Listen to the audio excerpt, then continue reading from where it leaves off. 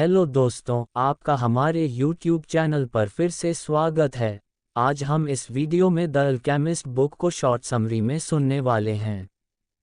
तो चलिए फिर बिना किसी देरी किए हम हमारे आज के वीडियो के विषय पर चलते हैं। लेकिन जाने से पहले अगर आप हमारे YouTube चैनल पर नए हैं तो चैनल को सब्सक्राइब ज़रूर करें, और अगर आपको हमारी वीडियो पसंद आए तो बेल आइकॉन को ज़रूर दबाएं, जिससे हमारी आने वाली हर वीडियो सबसे पहले आपके पास पहुंचे। और वीडियो को लाइक, शेयर और कमेंट करना ना भूलें।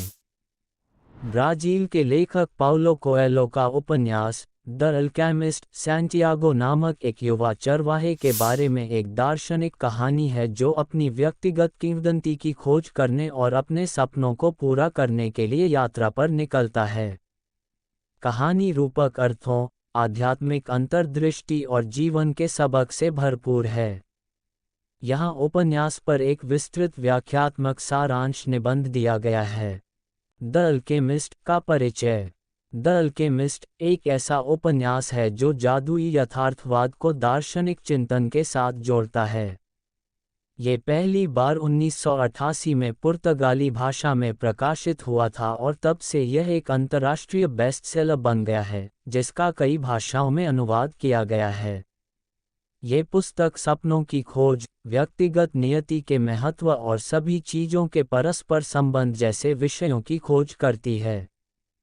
कहानी की समीक्षा। सैंटियागो का सपना। सैंटियागो, एक युवा अंदालूसी चरवाहा, मिस्र के पिरामिडों के तल पर छिपे खजाने का सपना देखता है।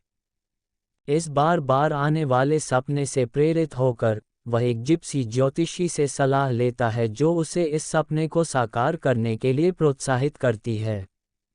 हालांकि संदेहास्पद सैंटियागो सलेम के रहस्यमय राजा मेल्किसेदेक से मिलता है, जो उसे विश्वास दिलाता है कि इस खजाने को खोजना उसकी निजी किंवदंती है।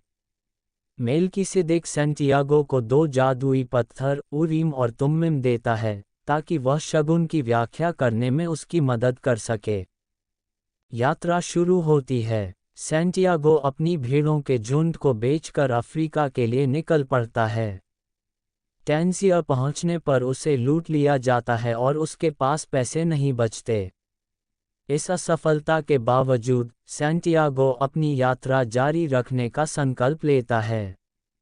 उसे एक क्रिस्टल की दुकान में काम मिल जाता है, जहां उसके नए नए विचारों से व्यापार में सुधार होता है, जिससे उसे अपनी खोज जारी रखने के लिए पर्याप्त पैसे मिल जाते हैं। कारवां और रेगिस्तान। सैंटियागो सहारा रेगिस्तान को पार करके मिस्र की ओर जाने वाले एक कारवां में शामिल हो जाता है। रास्ते में उसकी मुलाकात एक अंग्रेज से होती है जो कीमिया का अध्ययन कर रहा है और कीमियागर की तलाश कर रहा है, एक ऐसा व्यक्ति जो शीशे को सोने में बदल सकता है। सैंटियागो दुनिया की आत्मा के बारे में सीखता है, एक आध्यात्मिक शक्ति जो सभी जीवित चीज़ों को जोड़ती है, और अपने दिल की बात सुनने और शगुन पढ़ने के महत्व को समझना शुरू कर देता है। ओएसिस और कीमियागर। कारवां एक नखलिस्तान में पहुंचता है, जहां सैंटियागो की मुलाकात फातिमा नाम की एक लड़की से होती है और वह उससे प्यार करने लगता है। उसकी मुलाकात अल्केमिस्ट से भी होती है, जो उसका गुरु बन जाता है। अल्केमिस्ट सैंटियागो को कीमिया के सिद्धांतों और अपनी व्यक्तिगत किंवदंती का अनुसरण करने के महत्व के बारे में सिखाता है। सैंटियागो को कई परीक्षणों का सामना करना पड़ता है, जिसमें आदिवासी युद्ध और युद्धरत आदिवासियों द्वारा पकड़े जाने शामिल हैं, लेकिन उसका विश्वास और दृढ़ संकल्प दृढ़ रहता है। अंतिम चरण। कीमियागर के मार्गदर्शन में सैंटियागो दुनिया की भाषा को समझना सीखता है और महसूस करता है कि वह जिस खजाने की तलाश कर रहा है वह सिर्फ भौतिक संपदा नहीं है, बल्कि एक गहरी आध्यात्मिक तृप्ति है। जैसे ही वह पिरामिड के पास पहुंचता है, उस पर चोरों द्वारा हमला किया जाता है जो उसे खजाने की खुदाई करने के लिए मजबूर करते हैं। सैंटियागो को सिर्फ एक एहसास होता है, असली खजाना पिरामिड में नहीं बल्कि स्पेन में है, ठीक उसी जगह पर जहां उसने अपना पहला सपना देखा था। वापसी और रहस्योद्घाटन। स्पेन लौटकर सैंटियागो एक चर्च के खंडहर में उगने वाले गूलक के पेड़ के नीचे खुदाई करता है, जहां उसने पहली बार खजाने का सपना देखा था। वहां उसे सोने और जवाहरात से भरा एक संदूक मिलता है, जो उसके सपने की पुष्टि करता है और उसकी यात्रा पूरी करता है। अब उसे समझ में आता है कि असली खजाना रास्ते में प्राप्त ज्ञान और अनुभव थे। विषय वस्तु और प्रतीक। व्यक्तिगत किंवदंती। उपन्यास में व्यक्तिगत किंवदंती या किसी की नियति की अवधारणा केंद्रीय है। सैंटियागो की यात्रा आत्म खोज और पूर्णता की सार्वभौमिक खोज का प्रतिनिधित्व करती है। कोएलो का सुझाव है कि हर किसी के पास एक व्यक्तिगत किंवदंती होती है, लेकिन इसे आगे बढ़ाने के लिए साहस, दृढ़ता और विश्वास की आवश्यकता होती है। विश्व की भाषा। दुनिया की भाषा सार्वभौमिक आध्यात्मिक शक्ति को संदर्भित करती है जो सभी चीज़ों को जोड़ती है।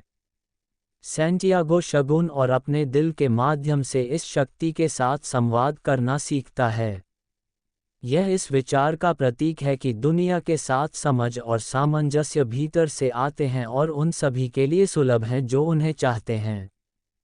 रसविधा। कीमिया व्यक्तिगत परिवर्तन के लिए एक रूपक के रूप में कार्य करती है। शीशे को सोने में बदलने की प्रक्रिया आत्म सुधार और ज्ञान की आध्यात्मिक यात्रा का प्रतिनिधित्व करती है। सैंटियागो के मार्गदर्शक के रूप में कीमियागर इस परिवर्तन को प्राप्त करने के लिए आवश्यक ज्ञान और बुद्धि का प्रतीक है। प्रेम और बलिदान। फातिमा के लिए सैंटियागो का प्यार एक अलग तरह के खजाने का प्रतिनिधित्व करता है। उनका रिश्ता इस विचार को दर्शाता है कि सच्चा प्यार किसी की व्यक्तिगत किंवदंती में बाधा नहीं डालता बल्कि उसका समर्थन करता है और उसे बढ़ाता है।